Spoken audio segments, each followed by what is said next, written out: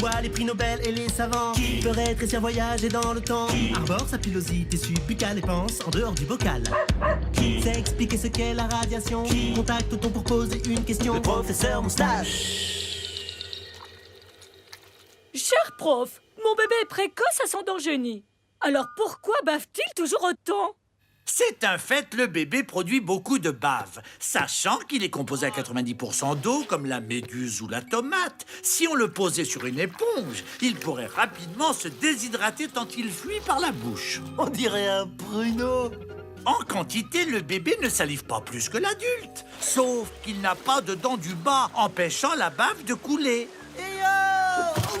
Alors que chez l'adulte, une barrière de dents bloque une bonne partie de la salive. Seulement voilà, vous me direz, Yannick Noah, par exemple, il a les dents écartées. Pourtant, il ne bave pas partout, lui. Sont vraiment des murennes. Le système nerveux de Yannick est assez mature pour savoir quand déglutir, ce qu'il fait même environ 3000 fois par jour. Oh non, on est encore plein dans la bouche. Déglutition, sinon il va baver sur la dame. Avoir faim, c'est vraiment très vilain. Le cerveau du bébé, lui, n'est pas fini. Il n'a pas encore le réflexe d'avaler le surplus de salive. Tu veux ça?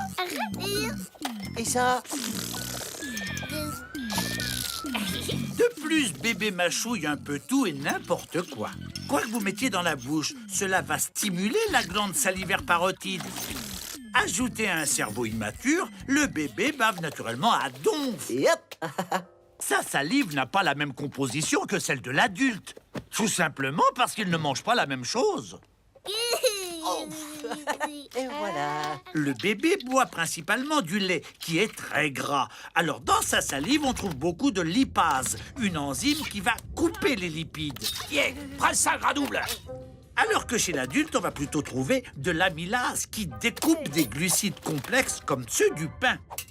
On le sait peu, mais la salive du bébé est un très bon dégraissant. J'ai fait une vilaine tache de beurre là. Vous pouvez faire quelque chose? Un petit coup de mon produit magique grâce à son applicateur baveux. Un tour en machine. Et voilà le travail. 65 €, s'il vous plaît. En revanche, attention, la salive séchée est classée comme l'une des pires odeurs existantes. Désolé. En attendant que mon cerveau ait la maturité pour me tenir en société, moi je vais taper Tu mourras moins bête sur arte.tv. Avec ça, c'est sûr, vous mourrez moins bête. Mais bon, vous mourrez quand même. Hi, prof. J'attends un petit bout de chou. So exciting. Mais la clinique m'a demandé si à l'accouchement, je voulais manger mon placenta. Oh, God. Que dois-je faire? Ce que vous propose votre gynéco, c'est ce qu'on appelle la placentophagie. C'est très à la mode aux USA. Tu vois, là, c'est moi chez les scouts. Ici, c'est moi. Et là, c'est encore moi. Bon, rappelons ce qu'est un placenta. Voilà une femme, enfin, l'intérieur de son ventre. Et là, c'est la poche amniotique. Là, c'est le fœtus et le cordon ombilical. Et à votre avis, il est relié à quoi? Un boulet? Pour pas qu'il sorte de sa mère? Il est relié au placenta, andouille, cette espèce de gros steak collé à la paroi de l'utérus. C'est bien ce que je dis. Son rôle, c'est d'être la douane entre la mère et le bébé. Et c'est lui qui fait la loi, même s'il n'est que locataire. On ne passe pas. Et c'est peu te dire que le placenta est très strict. Je ne laisse passer que les nutriments qui paient l'ISF, l'oxygène actif et les anticorps. En retour, le placenta refile tous les déchets du fœtus à l'organisme de la mère. Sympa. Tiens, maman, mon linge sale. Il y a de la créatine, de l'acide carbonique, et puis tu feras gaffe, il y a mon caleçon de nutriments qui déteint. Il est pas gonflé, le mec. Normalement, on jette le placenta à la naissance. Mais depuis quelque temps, des babacools américaines ont décidé de faire comme les autres mammifères. Regarde cette chatte, ma sœur. Elle sait que manger son placenta, c'est bon pour elle. C'est naturel. Donc, c'est bon pour toi aussi, tu vois. C'est pas parce que c'est naturel que c'est bon. Vous ne mangez pas votre enfant. Pourtant, les mammifères le font parfois. On ne sait pas bien pourquoi les mammifères sont placentophages. On suppose que c'est pour éviter d'attirer les prédateurs, les microbes, ou pour que la mère reprenne rapidement des forces. Ça va, madame? Oh, ma chérie, si c'était si naturel que ça, elle aurait alors une envie irrésistible de le manger. Ne bougez surtout plus. Sa vue est basée sur le mouvement. Autre idée reçue, les bienfaits nutritifs. Sachez que le placenta fonctionne comme un filtre. Il contient donc souvent des traces de métaux lourds, comme de l'arsenic ou du plomb. Vous mangeriez le filtre de votre aspirateur, vous? C'est pour mon bien. En France, c'est interdit de cuisiner le placenta. Mais pour en savoir plus, tapez « Tu mourras moins bête » sur arte.tv. Avec ça, c'est sûr, vous mourrez moins bête. Mais bon, vous mourrez quand même.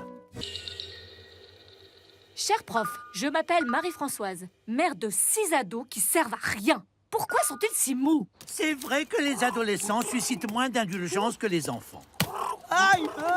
Entre l'enfance et l'adolescence, il y a la puberté, avec son lot de changements. Et le premier, qui n'est pas des moindres, c'est le pic de croissance. Alors que jusqu'à 6 ans, les filles et les garçons ont des tailles et des poids identiques, à partir de 10 ans chez les filles et 12 ans chez les garçons, c'est l'explosion. Tous deux vont grandir de 25 cm en quelques années, mais pas de la même façon. À 10 ans, les jambes de la fille poussent. Puis, à 14, c'est la colonne vertébrale qui grandit.